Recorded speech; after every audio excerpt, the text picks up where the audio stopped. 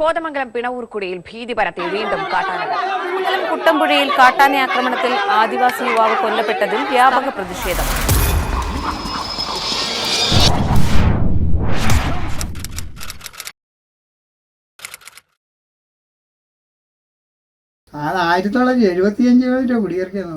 ശുദ്ധമായ ഓക്സിജൻ ശ്വസിച്ച് ജീവിക്കാൻ കഴിയുന്നുള്ളതാണ്. കേരളത്തിലെ ആദ്യത്തെ പക്ഷിസങ്കേതവും ഏറ്റവും വലുതുമായ പക്ഷിസങ്കേതമാണ്. നമ്മൾ നട്ടെടുക്കണ ഒരു കാര്യങ്ങളും നമുക്ക് കിട്ടില്ല, പന്നിയായിട്ടും ആനയായിട്ടും. ഒരു കാലത്ത് ഈ വനം സംരക്ഷിച്ച് നിർത്തിയ ആദിവാസികൾ തന്നെയാണ്.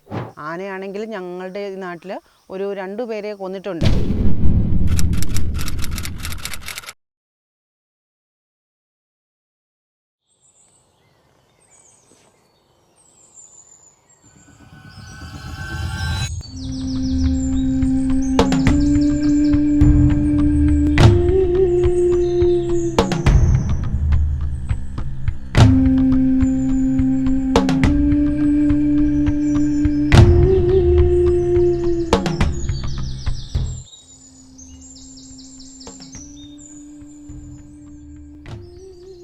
കാട് ഒരു അതിശയം തന്നെയാണ്.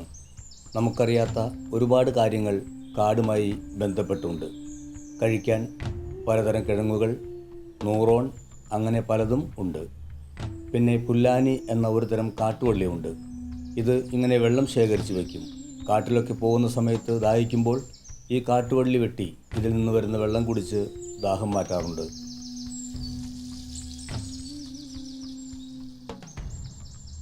ആദിവാസികളെ സംബന്ധിച്ചിട്ട് പരമ്പരാഗതമായിട്ട് അവർ വനവുമായിട്ട് ബന്ധപ്പെട്ട് വനവിഭവങ്ങൾ ശേഖരിച്ച് ജീവിച്ചു വന്നൊരു സമുദായം. കൃഷിയല്ലായിരുന്നു അവരുടെ മുഖ്യമായ ലക്ഷ്യം. അന്നന്ന് ആവശ്യത്തിനുള്ള സാധനങ്ങൾ വനത്തിൽ പോയി ശേഖരിക്കുകയും അത് വിറ്റഴിച്ച് അന്നന്ന് ജീവിച്ചു പോരുന്ന, കാരണം നാളേക്ക് സമ്പാദിക്കുന്ന ഒരു സമൂഹം ആയിരുന്നില്ല ആദിവാസി ഒരു കാലഘട്ടം. ഇപ്പം മാറ്റം വന്നിട്ടുണ്ട്. കാരണം പുതിയ ഒരു കൺസെപ്റ്റ് അവരിൽ വിദ്യാഭ്യാസത്തിൻ്റെ ഭാഗമായിട്ട് ഉണ്ടായത് കൊണ്ടുമാണ്. പിന്നെ ഇവിടെ വനവുമായിട്ട് ബന്ധപ്പെട്ട് പറഞ്ഞാൽ തെള്ളി ശേഖരിക്കുക, തേനെടുക്കുക, വലിയ മരത്തിൽ ആണിയടിച്ച് കയറി തേനെടുക്കുക, കൂവ എന്ന് പറഞ്ഞാൽ കസ്തൂരി മഞ്ഞൾ, ഇതൊക്കെ ശേഖരിക്കുകയും അത് പൊതു സ്ഥലങ്ങളിൽ കൊണ്ട് അല്ലെങ്കിൽ ആരെങ്കിലും കണ്ട അവർ പറയുന്ന വിലയ്ക്ക് കൊടുത്ത് ശീലിച്ച് പോകുന്ന ആൾക്കാർ. പിന്നെ പ്രധാനപ്പെട്ട ഈറ്റ വെട്ടുപണി, ഈറ്റ പാമ്പ്, അത് വെട്ടി കൊണ്ടുവന്ന് കോർപ്പറേഷൻ കൊടുക്കുക, അതിന് പരമ്പ് നെയ്ത് കൊടുക്കുക, അതിന് കൊട്ട, വട്ടി, മുറ, ഇതൊക്കെ നെയ്ത് കൊടുക്കുന്ന ഒരു പാരമ്പര്യമായിരുന്നു. ശുദ്ധമായ ഓക്സിജൻ ശ്വസിച്ച് ജീവിക്കാൻ കഴിയുന്നുള്ളതാണ് ഇവിടെ. ആ ഒരു ഗുണമാണ് നമുക്കുള്ളത്. കാരണം ഈ പ്രകൃതിയായിട്ട് ആദിവാസികളെ സംബന്ധിച്ച് ഒരിക്കലും പ്രകൃതിയെ ചൂഷണം ചെയ്യുന്ന ആൾക്കാരില്ല. ഈ കാട്ടിലൊക്കെ പോകുന്നുണ്ടെങ്കിലും സാധനങ്ങളൊക്കെ ശേഖരിക്കുന്നുണ്ടെങ്കിലും അത് മൊത്തത്തിൽ നശിപ്പിച്ച് കളയുന്ന ഇല്ല. ഒരു കാലത്ത് ഈ വനം സംരക്ഷിച്ച് നിർത്തിയ ആദിവാസികൾ തന്നെയാണ്. കാരണം വനത്തിൽ എന്ത് കൃത്രിമമായിട്ടുള്ള പ്രവർത്തനങ്ങൾ നടന്നാലും അത് ഡിപ്പാർട്ട്മെൻറ്റ് ഉദ്യോഗസ്ഥന്മാരെ അറിയിക്കുകയും അത് സംരക്ഷിക്കുകയും ചെയ്ത ആദിവാസികളാണ്. ഒരിക്കലും വനത്തെ നശിപ്പിക്കുന്നതിന് വേണ്ടി വേനൽക്കാലത്ത് തീയിട്ട് നശിപ്പിക്കുന്ന ഒരു സാഹചര്യം കഴിഞ്ഞ കാലഘട്ടത്തിൽ ഉണ്ടായിട്ടിരുന്നില്ല. ഇതിൻ്റെ പേര് മീൻകുട. കാരണന്മാരായിട്ട് പകർന്നു വന്നൊരിതാണ്. ഇത് കാട്ടിപ്പോയി ആഴത്തുമ്പലയുടെ ഇറുക്കിൽ വെട്ടി ചീവി എടുത്ത് ഉണക്കി എന്നിട്ടാണ് നെയ്യുന്നത്. ഈ കുറച്ചുകൂടെ തീരാനുണ്ട്. ഇനി പിള്ളക്കൂടെന്നും പറഞ്ഞൊരു കൂടുണ്ട്, അത് നെയ്യണം. അതിൻ്റെ ഉള്ളിൽ വെച്ച് കെട്ടാൻ വേണ്ടിയിട്ട്, അല്ലെങ്കിൽ മീൻ ചാടിപ്പോരും. പുറത്തേക്കൊന്നും കൊടുക്കില്ല, നമ്മുടെ സ്വന്തം ആവശ്യത്തിന് മാത്രം. ഞാൻ തുടങ്ങിയിട്ട് കുറേ നാളായതാ, ഈ പ്രാവശ്യം ഒന്ന് നോക്കിയതാ. അപ്പോൾ ഇതിന് നല്ല പണിയാണ്. അത് കാരണം സമയം എടുത്ത് വേണം ചെയ്യാൻ. ഇത് ഊത്ത കയറുന്ന സമയത്താണ് ഇത് വെള്ളത്തിൽ കൊണ്ടുവരുന്നത്, മഴ തുടങ്ങുമ്പോൾ. അപ്പോൾ പിന്നെ വൈകുന്നേരം രാത്രി കൊണ്ടുപോയിട്ട് കഴിഞ്ഞാൽ രാവിലെ എടുക്കുകയുള്ളൂ. അത്യാവശ്യം മീനുണ്ടാവും. പ്രധാനമായിട്ട് ഒരു പരമ്പരാഗത കാർഷിക സംസ്കാരമായിരുന്നു ഈ പഞ്ചായത്ത് നിലനിന്ന് പോന്നിരുന്നത്. എന്നാൽ കാലം മാറുന്നതനുസരിച്ച് അതിൻ്റെതായിട്ടുള്ള മാറ്റം ഉണ്ടായിട്ടുണ്ട്. ഇപ്പോൾ റബ്ബർ, കാപ്പി, കൊക്കോ, നെല്ല് എന്ന് പറയുന്നത് തന്നെ അന്യം നിന്ന് പോയെന്ന് വേണമെങ്കിൽ പറയാം. നെൽകൃഷിയൊന്നും ഇല്ല ഇപ്പം നിലവിൽ. പണ്ട് കുറുമ്പുല്ല്, തേന എന്ന് പറയുന്ന സാധനങ്ങൾ, വരക്, ഇതൊക്കെ ഉൽപ്പാദിപ്പിച്ച് അവർ ഉപയോഗിച്ച് പോന്നിരുന്നു ആദിവാസികൾ. ഞങ്ങക്കുടിയിൽ ഞങ്ങൾ ഉപജീവന മാർഗത്തിനായിട്ട് ഞങ്ങൾ അടുത്തുള്ള പുഴയിലേക്ക് പോകാറുണ്ട്. അതായത് ഞങ്ങൾ പുഴയാണെങ്കിൽ ഞങ്ങളുടെ അടുത്തെന്ന് പറഞ്ഞാൽ ഇത്തിരി ദൂരമാണ്, എങ്കിലും ഞങ്ങൾ അവിടെ ചെന്നിട്ട് ഞങ്ങളുടെ ഉപജീവന മാർഗത്തിനായിട്ട് ഞങ്ങൾ പുഴയിൽ പോയി ഞങ്ങൾ 2 മാസക്കാലത്തോളം ഉപജീവന മാർഗത്തിനായിട്ട് വേണ്ടിയിട്ട് മാത്രം ഞങ്ങൾ ചൂണ്ടയിടുകയും വല കെട്ടി മീൻ പിടിക്കുകയും ഏറുമാടത്തിൽ താമസിച്ചുകൊണ്ടാണ് ഞങ്ങളിത് ചെയ്യാറ് പതിവ്.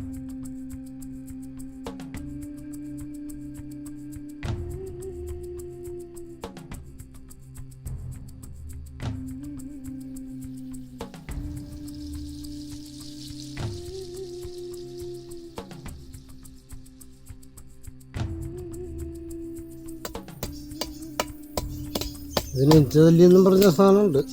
ഇഞ്ചതല്ല, ഇത് അതിനായിട്ട് പ്രത്യേകം വേറെ സാധനമുണ്ട്, ഇഞ്ചതല്ലി.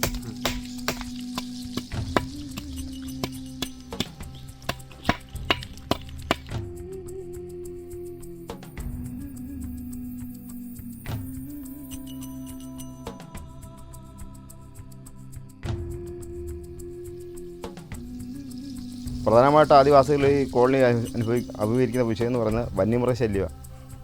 അതായത് കാട്ടാന, ബ്ലാവ്, പന്നി, മരപ്പട്ടി അടക്കം കൊക്കോ അടക്കമുള്ള സാധനങ്ങൾ നശിപ്പിക്കുന്നുണ്ട്. ശരിക്കും അവർക്ക് യാതൊരു വിധത്തിൽ ഒരു നാണ്യവിളകളൊന്നും കൃഷി ചെയ്യാൻ പറ്റാത്ത ഒരു കണ്ടീഷനുണ്ട്. ഇപ്പോൾ കൊക്കോ പോലുള്ള കൊടിയൊന്നും ഇപ്പോൾ ഇല്ലെന്നല്ലേ. ഒരു കാലഘട്ടത്തിൽ കൊടിയൊക്കെ ഉണ്ടായിരുന്നു, പക്ഷേ ഇപ്പോൾ ഇല്ല. ഈ ദുരിതവാട്ടം പോലുള്ള അസുഖങ്ങൾ വന്നിട്ട് അത് നശിച്ചു പോയിട്ടുണ്ട്. ഇപ്പോൾ പിന്നെ റബ്ബറും മറ്റു കാര്യങ്ങളൊക്കെയാണ്.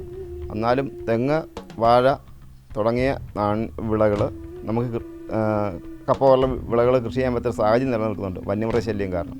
കഴിഞ്ഞ ദിവസം ഞങ്ങൾ വീട്ടിലിരിക്കുന്ന സമയത്ത് ആനയുടെ ഒരു നിലവിളി കേട്ടു.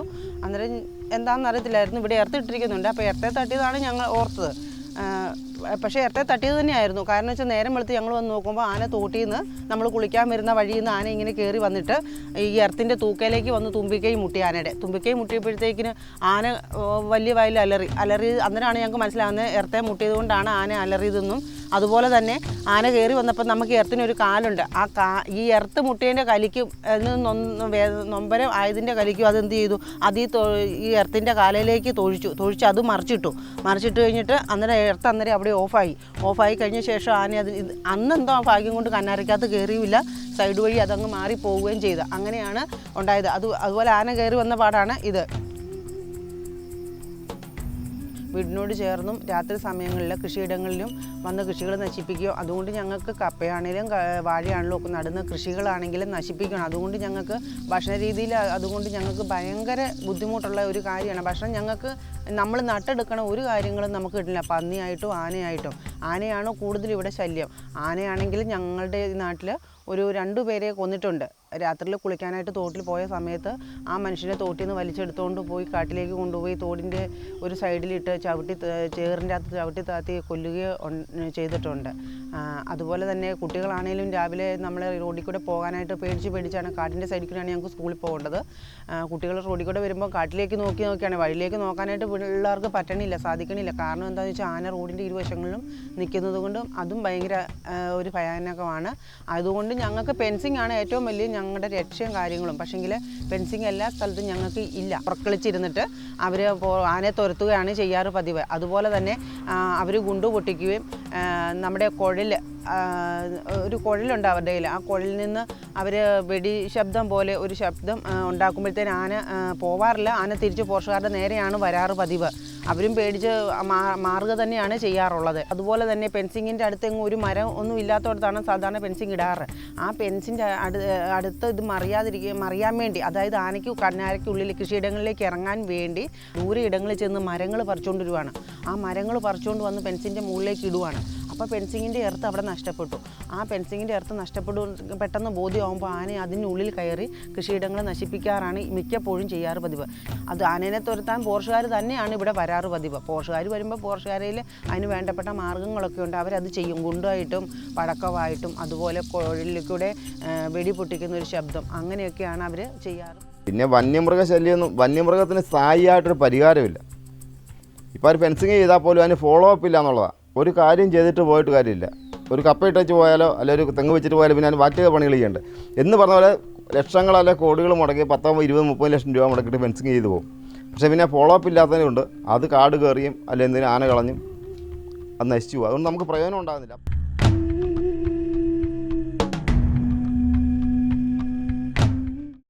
ഞാൻ CT ഔസേപ്പ്, തട്ടേക്കാട് പക്ഷിസങ്കേതത്തിലെ അസിസ്റ്റൻറ്റ് വൈൽഡ് ലൈഫ് വാർഡനാണ്. തട്ടേക്കാട് പക്ഷിസങ്കേതം കേരളത്തിലെ ആദ്യത്തെ പക്ഷിസങ്കേതവും ഏറ്റവും വലുതുമായ പക്ഷിസങ്കേതമാണ്. 1983 ഓഗസ്റ്റ് മാസം 27-ാം തീയതിയാണ് ഇത് നോട്ടിഫൈ ചെയ്ത് വിജ്ഞാപനം ചെയ്യപ്പെട്ടത്. ഇതിൻ്റെ ഏരിയ എന്ന് പറയുന്നത് 25.16 ചതുരശ്ര കിലോമീറ്ററാണ്. ഇതിൻ്റെ ഉന്നതി, സമുദ്രനിരപ്പിൽ നിന്നുള്ള ഉയരം ഏകദേശം 35 മീറ്റർ മുതൽ ഏറ്റവും ഉയരമുള്ള മലയായിട്ടുള്ള ഞായപ്പള്ളിമുടിയുടെ 523 മീറ്റർ, അപ്പോൾ 35 to 523 മീറ്റർ ഉന്നതിയിലാണ് ഇത് കിടക്കുന്നത്. ശരിക്കും ഈ തട്ടേക്കാട് ബേർഡ് സാങ്ച്വറി എന്ന് പറയുന്ന ഈ ഭാഗം ലോ ലൈങ് എവർഗ്രീൻ പാച്ചസിൻ്റെ ഒരു ഭാഗമാണ്. ഞാൻ മനസ്സിലാക്കിയെടുത്തോളം ഇതുപോലെ സെയിമായിട്ട് ഒരു മേഖല കണ്ടിട്ടുള്ളത് തിരുവനന്തപുരത്തിനടുത്തുള്ള അരിപ്പ ഫോറസ്റ്റാണ്. അരിപ്പ ഫോറസ്റ്റും തട്ടേക്കാട് ബേർഡ് സാങ്ച്വറി ഫോറസ്റ്റും ഏകദേശം ഒരേ ലെവലിൽ കിടക്കുന്നതും ഒരേ സ്പീഷീസുകൾ കാണപ്പെടുന്നതുമാണ്. അത് ഫോണയായാലും ശരി, ഫ്ലോറയായാലും ശരി ഒരു സമാനമാണെന്ന് തോന്നുന്നുണ്ട്. ഇവിടുത്തെ സീസൺ എന്ന് പറയുന്നത് ഒക്ടോബർ ടു മാർച്ചാണ്. തട്ടേക്കാടിൻ്റെ ഏറ്റവും വലിയൊരു പ്രത്യേകത എന്ന് പറയുന്നത് ഇന്ത്യയിലെ മറ്റു പക്ഷി സങ്കേതങ്ങളെ അപേക്ഷിച്ച് ഇതൊരു വനപ്പക്ഷികളുടെ സങ്കേതമാണ്. Forest bird കമ്മ്യൂണിറ്റിയാണ്. ബാക്കി മിക്കവാറും വരുന്നതെല്ലാം നീർപക്ഷികളുടെ സങ്കേതങ്ങളാണെങ്കിൽ ഇത് വനപ്പക്ഷികളുടെ ഒരു സങ്കേതമായിട്ടാണ് പ്രത്യേകമായിട്ട് നമ്മൾ കണക്കാക്കുന്നത്. എങ്കിലും ഒരു 40% നീർപക്ഷികളും ഇവിടെ ഉണ്ട്. പക്ഷേ ഇവിടെ ഒരു വലിയ ദുരന്തം എന്ന് പറയുന്നത് നമ്മുടെ തട്ടേക്കാട് പക്ഷിസങ്കേതത്തിന് ചുറ്റും 3 വശവും ജലത്താൽ ചുറ്റപ്പെട്ട് കിടക്കുന്ന ഒരു ലാൻഡ്സ്കേപ്പാണ്. ദേശാടകരായ പക്ഷികൾ, മൈഗ്രേറ്ററി ബേർഡ്സ് ഉണ്ട്, പിന്നെ റെസിഡൻസ് ബേർഡ്സ് ഉണ്ട്. അതിൽ റെസിഡൻസ് ബേർഡ്സിനെ എടുത്താൽ അത് ഏറ്റവും മോസ്റ്റ് ഇമ്പോർട്ടൻ്റ് ആയിട്ടുള്ള ഒരു ബേർഡ് എന്ന് പറയുന്നത് ഇവിടെ ഐക്കണിക് ബേർഡായിട്ടുള്ള സിലോൺ ഫ്രോഗ് മൗത്തൺ, മാക്കാച്ചിക്കാട എന്നറിയപ്പെടുന്ന ഒരു ബേർഡാണ്. അതിൻ്റെ ഒരു വലിയ പ്രത്യേകത എന്ന് പറഞ്ഞാൽ സയൻറ്റിഫിക് കമ്മ്യൂണിറ്റി പറയുന്നത് it's A connecting link between terrestrial and arboreal birds എന്നാണ് പറയുന്നത്. പിന്നെ രണ്ടാമത് ഈ മലബാർ ട്രോഗൺ എന്ന് പറയുന്ന മറ്റൊരു പക്ഷിയാണ്. തട്ടേക്കാട് ബേർഡ് സാങ്ച്വറിയുടെ ലോഗോ എന്ന് പറയുന്ന മലബാർ ട്രോഗണാണ്. അത് റെസിഡൻറ്റ് ബേർഡാണ്. അതീവ മനോഹരമായിട്ടുള്ള ഒരു പക്ഷിയാണ്. ഇതിൻ്റെ മെയിൽ എന്ന് പറയുന്നത് ആണ് നമ്മുടെ ലോഗോ ആയിട്ട് വന്നിട്ടുള്ളത്. നല്ല തീ കളറുള്ള, അതിൻ്റെ പേര് തന്നെ തീക്കാക്ക എന്നാണ് മലയാളത്തിൽ. അതിന് നമ്മളൊന്ന് ക്ലോസ് വാച്ച് ചെയ്ത് കഴിഞ്ഞാൽ ഓരോ ഭാഗത്തിനും ഓരോ കളറാണ്. ഈ ചുണ്ടാണ് ഈ കരിനീല കളറ്, പിന്നെ ബ്ലാക്ക് ആയിട്ടുള്ള കഴുത്ത് ഭാഗങ്ങൾ, കഴുത്തിൻ്റെ ഭാഗത്ത് ഒരു നല്ല വെള്ള ഒരു അരഞ്ഞാൻ പോലുള്ള ഒരു കഴുത്തിൻ്റെ ഒരു പട്ട, അതിനുശേഷം ചുവപ്പ് ആരംഭിക്കുന്നു. ചുവപ്പിൻ്റെ ആ ആധിക്യം കൂടി കൂടി കൂടി അവസാനമായപ്പോഴത്തേക്കും വേറൊരു ചെറിയ ഓറഞ്ച് കളറിലേക്ക് വരുന്നു. അങ്ങനെ വളരെ മനോഹരമായിട്ടുള്ള റെസിഡൻറ്റ് ബേർഡ്. മറ്റൊരു ഗ്രൂപ്പാണ് മൈഗ്രേറ്ററി ബേർഡ്സ് എന്ന് പറഞ്ഞാൽ. നമുക്കൊരു ഒക്ടോബർ മാസം ആകുമ്പോഴേക്കും മൈഗ്രേറ്ററി ബേർഡിൻ്റെ ദേശാടകരെ വരവ് തുടങ്ങിക്കഴിയും. നമ്മുടെ ഇവിടെ ഞാൻ കുറേ വർഷങ്ങളായിട്ട് എൻ്റെ നിരീക്ഷണം അനുസരിച്ച് ഇവിടെ ആദ്യമായിട്ട് വന്നെത്തുന്ന മൈഗ്രേറ്ററി ബേർഡിൽ ഒന്ന് വാർബ്ലേഷാണ്. സാധാരണ ഒക്ടോബർ മാസം 1-ാം തീയതി ആകുമ്പോൾ എത്തിക്കൊണ്ടിരുന്ന പക്ഷികൾ ഇപ്പോൾ വരുന്നത് വൈകിയായിട്ട് നമ്മൾ നിരീക്ഷിക്കുന്നത്. കഴിഞ്ഞ വർഷം 6-ാം തീയതി വന്ന പക്ഷി ഈ വർഷം 11-ാം തീയതിയാണ് അവിടെ എത്തിയിട്ടുള്ളത്. അത് ആദ്യം വന്നു കഴിഞ്ഞാൽ അത് എല്ലാ മരങ്ങളിലും, വളരെ ചെറിയ പക്ഷിയാണ്, ഒരു തമ്പിനേക്കാൾ കുറച്ചുകൂടെ വലിപ്പമുള്ളൂ, പക്ഷേ എല്ലാ മരങ്ങളിലും വന്ന് അതിൻ്റെ ആ ശബ്ദം കേൾക്കുമ്പോഴേക്കും നമുക്കറിയാം കാട് സജീവമായി. പിന്നെ നക്ഷത്ര വനം, നമുക്ക് 27 തരം മരങ്ങളെ നട്ട് പരിപാലിച്ച് സംരക്ഷിക്കുന്ന ഒരു നക്ഷത്ര വനം ഷാർട്രീസ് ഉണ്ട്. അതുപോലെ തന്നെ മെഡിസിനൽ, ഇപ്പോൾ നമ്മൾ പുറകിലിരിക്കുന്ന മെഡിസിനൽ ഡെമോ പ്ലോട്ടുണ്ട്. ഏകദേശം 200ഓളം വിവിധ തരത്തിലുള്ള സസ്യങ്ങളെ, മെഡിസിനൽ പ്ലാന്റ്സിനെ നമ്മൾ കൃത്യമായിട്ട് നട്ട് പരിപാലിച്ച് ഐഡൻറ്റിഫൈ ചെയ്ത് ബോർഡ് ഒക്കെ വെച്ച് ആളുകൾക്ക് QR കോഡിങ് നടത്തിയിട്ടുണ്ട്. പിന്നെ ഏറ്റവും പ്രധാനപ്പെട്ട ഒരു കാര്യം എന്ന് വെച്ചാൽ ഈ ഡിസേബിൾഡ് ആയിട്ടുള്ള ആളുകൾ, വൃദ്ധന്മാരായിട്ടുള്ള ആളുകൾ, അവർക്കെല്ലാവർക്കും പലപ്പോഴും അവരോട്ട് ഇൻട്രാക്ട് ചെയ്യുമ്പം കാട്ടിൽ പോകണം, അവർക്ക് കാട് കാണണം. പക്ഷേ അവർക്ക് വയ്യ, നടക്കാനും വയ്യ, ശാരീരികമായിട്ട് തീരെ വയ്യ. അപ്പോൾ ഞങ്ങൾ ആലോചിച്ച് വരുമ്പോൾ അതിന് ഏറ്റവും ബെസ്റ്റ് ഒരു മാർഗം ഒരു ബഗ്ഗി കാർ ലഭ്യമാക്കുക എന്നുള്ളതാണ്. അപ്പോൾ എല്ലാ സ്ഥലത്തു നിന്നും ആനകൾ മുതലായിട്ടുള്ള ജീവികൾ ജനവാസ മേഖലയിലേക്ക്, ഏത് വർഷകാലം ജനവാസ മേഖലയിലേക്ക് ഇറങ്ങുന്ന ഒരു വലിയ പ്രശ്നമുണ്ട്. ഈ പ്രശ്നത്തിന് നമ്മൾ ഒരിക്കലും ഒരു ശാശ്വത പരിഹാരം കാണാൻ നമ്മൾ നോക്കിയിട്ട് സാധിക്കുന്നില്ല. അപ്പോൾ അതിനെക്കുറിച്ച് ആലോചിച്ചപ്പോൾ നമ്മളിപ്പോൾ ചെയ്തു വരുന്ന കാര്യം വെച്ചാൽ നമ്മളൊരു താൽക്കാലിക RRT ആയിട്ട് നമ്മൾ കുറച്ച് ആളുകളെയും അതുപോലെ നമ്മുടെ ഡെയിലി ഓരോ സ്റ്റാഫ് വെച്ചിട്ട് ആറാട്ടിയായിട്ട് വർക്ക് ചെയ്യും. അതിന് ഒരു ലഭ്യമായ വാഹനം അത് റെഡിയാക്കി കൊടുക്കുകയും ചെയ്തു. എന്നിട്ട് ജനജാഗ്രതാ സമിതിയിലെ ചർച്ചയിലൂടെ അവരുടെ അഭിപ്രായം അനുസരിച്ച് നമ്മൾ ഈ ജനവാസ മേഖലയിലെ കാട്ടാന ശല്യം നേരിടുന്ന മുഴുവൻ ജനങ്ങളെയും അല്ലെങ്കിൽ ഓരോ കുടുംബങ്ങളെയും ഉൾപ്പെടുത്തി നമ്മളൊരു പൊതു വാട്സാപ്പ് ഗ്രൂപ്പ് രൂപീകരിച്ചിട്ടുണ്ട്. അപ്പോൾ അതിനകത്ത് ബഹുമാനപ്പെട്ട പഞ്ചായത്ത് പ്രസിഡന്റ് ഉൾപ്പെടെ വാർഡ് മെമ്പർമാരുൾപ്പെടെ എല്ലാവരും ഉണ്ട്. അപ്പോൾ അതനുസരിച്ച് നമ്മുടെ വണ്ടിയിൽ ഈ ആളുകൾ 6 മണിക്ക് എല്ലാ കോൺഫ്ലിക്റ്റ് ഉള്ള ഏരിയയിലും ഒന്ന് കവർ ചെയ്തിട്ട് ആളുകളുമായിട്ടൊന്ന് ഇൻട്രാക്ട് ചെയ്തിട്ട് വന്നിട്ട് ഏതെങ്കിലും ഒരു മിഡിൽ പോയിന്റ് വന്ന് കിടക്കുകയാണ് അതിന്. അപ്പോൾ എവിടെയെങ്കിലും ആന ഇറങ്ങിക്കഴിഞ്ഞാൽ കൃത്യമായിട്ട് അവർ ആ വാട്സാപ്പിലൂടെ ഒരു മെസ്സേജ് ഇടും. ഈ വാട്സാപ്പിലൂടെ മെസ്സേജ് ഇടുമ്പോൾ നമ്മുടെ വണ്ടിയിലിരിക്കുന്ന മുഴുവൻ ആളുകളും ഇത് എപ്പോഴും ഇത് മോണിറ്റർ ചെയ്തുകൊണ്ടിരിക്കണം. അപ്പോൾ മെസ്സേജ് വരുന്നതനുസരിച്ച് ആ സമയത്തേക്ക് മിനിറ്റിനകം നമുക്ക് എത്തിച്ചേരാൻ പറ്റും. അതുകൊണ്ട് ഒരു പരിധി വരെ ജനങ്ങൾക്ക് അവരുടെ കൃഷിനാശം അല്ലെങ്കിൽ പ്രോപ്പർട്ടി നഷ്ടം ഉണ്ടാക്കാതെ അവർക്ക് സംരക്ഷണം കൊടുക്കാനായിട്ട് അവർ വിളിക്കുന്ന പുറത്ത് ചെല്ലാനായിട്ട് നമുക്ക് കഴിയുന്നു എന്നുള്ളതൊരു വലിയ കാര്യമാണ്. അപ്പോൾ ഈ മനുഷ്യനും പ്രകൃതിയും തമ്മിലുള്ള ഒരു ബന്ധമൊക്കെ ചോദിച്ചു കഴിഞ്ഞാൽ നമുക്ക് അതിനെക്കുറിച്ച് പ്രത്യേകമായിട്ട് ഈ ഒരു സാഹചര്യത്തിൽ പറയുന്നത് ചിലപ്പം എന്താണ് പറയുന്നത്, ഇതിന് ഇരകൾക്ക് ഇഷ്ടപ്പെടില്ല. കാരണം എൻ്റെ ഒരു വിളയോ വീടോ നശിപ്പിക്കപ്പെടുമ്പോൾ ആണ് എനിക്കതിൻ്റെ ബുദ്ധിമുട്ട് മനസ്സിലാവുള്ളൂ. അപ്പോൾ നമ്മൾ മറ്റൊരു സാഹചര്യത്തിൽ അത് പറയുമ്പോൾ അവർക്കത് ഉൾക്കൊള്ളാൻ കഴിയണമെന്നില്ല. എന്തായാലും നമുക്ക് പ്രകൃതിയും വേണം.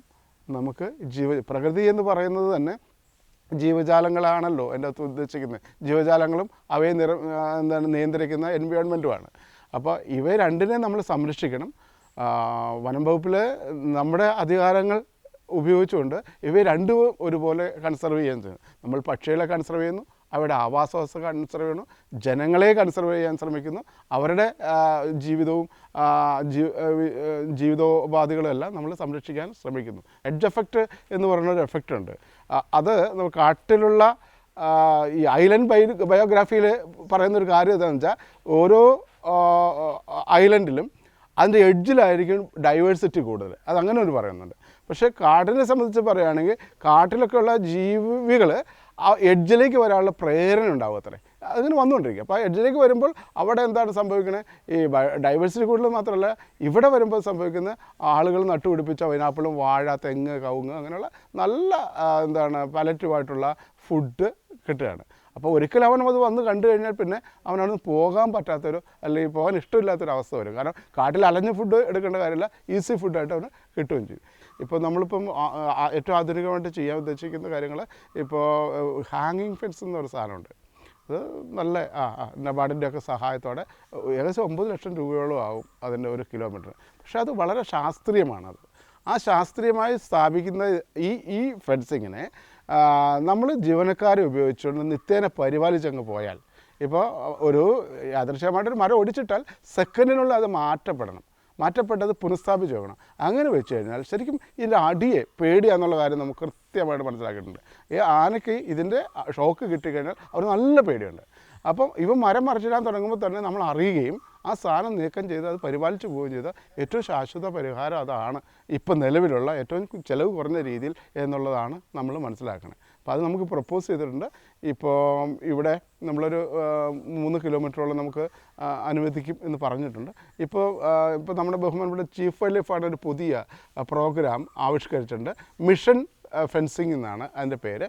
എന്ന് പറഞ്ഞാൽ ഏതൊക്കെ റേഞ്ചിൻ്റെ വനമേഖലകളിൽ റേഞ്ചിൻ്റെ കീഴിൽ ഫെൻസിങ്ങുകൾ ഓൾറെഡി സ്ഥാപിക്കപ്പെട്ടിട്ടുണ്ടോ അതിൻ്റെ നിലവിലുള്ള മുഴുവൻ അവസ്ഥ നമ്മൾ സ്റ്റാഫിനെ കൊണ്ട് എടുപ്പിച്ചതിന് ശേഷം നമുക്ക് എന്ത് ചെയ്യാൻ പറ്റും, എത്ര ദൂരം നമ്മളെ കൊണ്ടത് ശരിയാക്കിയെടുക്കാൻ പറ്റും, നമ്മളെ കൊണ്ടോ EDC എക്കോ ഡെവലപ്മെൻറ്റ് കമ്മിറ്റികളെ കൊണ്ടോ NGOകളെ കൊണ്ടോ പഞ്ചായത്തിനെ കൊണ്ടോ ഒക്കെ അത് ചെയ്യിക്കാൻ പറ്റും.